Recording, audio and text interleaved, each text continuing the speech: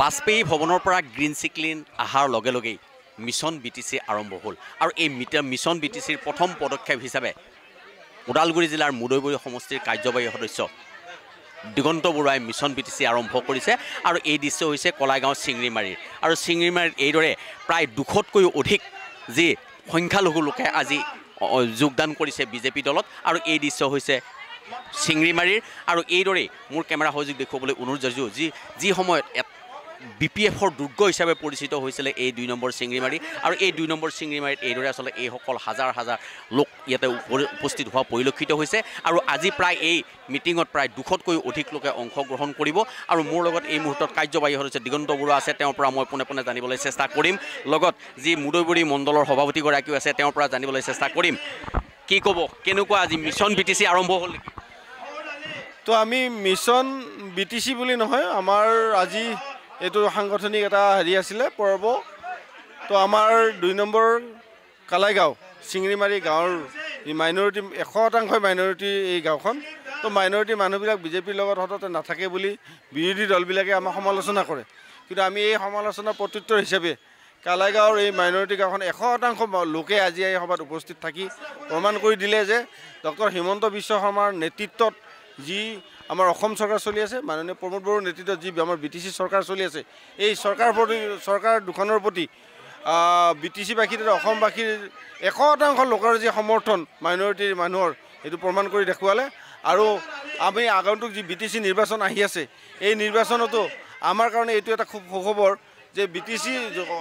হৈ যোৱা পঞ্চায়ত নিৰ্বাচনত যি ধৰণে 90% মুছলিম থকা এৰিয়াটো মাইনৰিটি থকা এৰিয়াটো আমাৰ বিজেপি কেণ্ডিডেট জিকিছে আমাৰ মুদৈবৰীটো আমি যোৱাবাৰতকৈ আমি বিপুল সংখ্যক ভোট আমি বেছি পাবৰ কাৰণে সক্ষম হ'ম কাৰণ মাইনৰিটি এৰিয়াৰ মানুহ এতিয়া বিজেপিৰ পক্ষত আহিছে এইটো BPFৰ দুৰ্গ আছিলে ইয়াত আজি যিখিনি মানুহ জইন কৰিছে যিখিনি আমাৰ ইয়াৰে সংখ্যালঘু যুৱকসকলে জইন কৰিছে এয়া 100%ই BPF আছিলে তো BPFৰ প্ৰতি তেওঁলোকৰ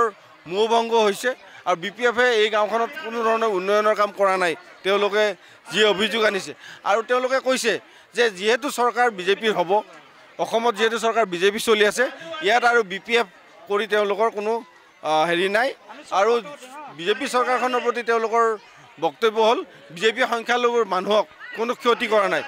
অসমত হিন্দু মানুহে যিখিনি সুবিধা পাইছে মুছলিম মানুহে সেইখিনি সুবিধা পাইছে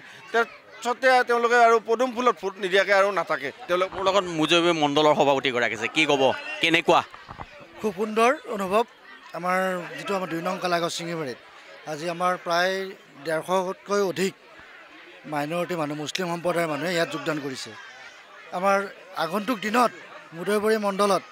মুদৈবৰীত বিজেপিৰ বাহিৰে অন্য দলে ইয়াত জিকিব নোৱাৰে তাৰে প্ৰমাণ কৰিছে মোৰ লগত বিনয় নাথ আছে কি ক'ব আজি কি প্ৰমাণ কৰিছে এইটোতো মিছন বিটিয়া আৰম্ভ হৈছে আজি মুদৈবৰীৰ পৰাই আপোনালোকে দেখিছে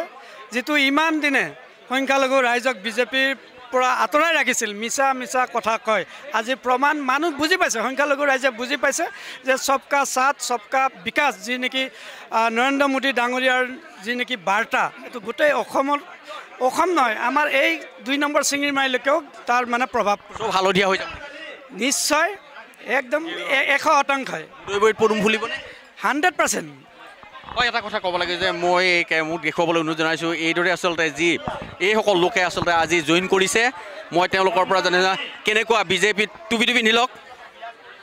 যিটো সংখ্যালঘু এলেকাত বিজেপি সোমাইছে আপোনালোকে জইন কৰিছে কেনেকুৱা আশা কৰি জইন কৰিছে আমি এইটো আশা কৰিয়ে জইন কৰিছোঁ আমি যদি বিজেপি দলত যোগদান নকৰোঁ আমি সব বস্তু বিজেপি দলৰ পৰা পাই আছোঁ পাই থাকিও কি কৰি আছোঁ আমি বিজেপি দলক যোগদান কৰা নাই আমি যোগদান কৰি যেতিয়া আগুৱাই যাম আমাৰ গাঁওখন আগুৱাই যাব তেতিয়া আমি নিশ্চয় আমি বিজেপি দলৰ পৰা আমাৰ গাঁৱৰ উন্নতিৰ কাৰণে ভাল ফলাফল পাম বুলি আমি সেইটো আশাত সমূহ ৰাইজ কলাইগাঁও 2 নং শিঙিমাৰীৰ পৰা কমচে কম আমি 100 আমি আজি বিজেপিত যোগদান কৰি আছোঁ এই যোগদান আমি আগন্তুক দিনলৈ আগুৱাই যাই থাকিম বুলি আমি আশা আছে কিমান আশা কৰিছে কি আশা কৰিছে আশা কৰিছোঁ চাওক এতিয়া বিজেপিৰ যদি বিজেপি PMI ঘৰে হওক আপোনাৰ অৰুণোদয় হওক তেওঁলোকে কিন্তু কোনো জাতি ধৰ্ম চাই দিয়া নাই তেওঁলোকে হিন্দু মুছলমান সবকে দিছে সেইকাৰণে আমি ভাবিছোঁ আমি উঠি অহা যিগিলা নতুন নৱপ্ৰজন্ম আছোঁ আমি আশা কৰিছোঁ যে আমি বিজেপিত জইন হ'ম আৰু আমাৰ নিজৰ গাঁৱৰ উন্নতিৰ কাৰণে আমি আৰু আগুৱাই যাব চেষ্টা কৰিম। আপুনি বিচৰা বাতৰি পাব কেৱল নিউজ 18 এপত। নিউজ 18 এপ ডাউনলোড কৰিবলৈ স্কেন কৰক এই QR কোড। গুগল প্লে ষ্টৰতো পাব এই নিউজ 18 এপ।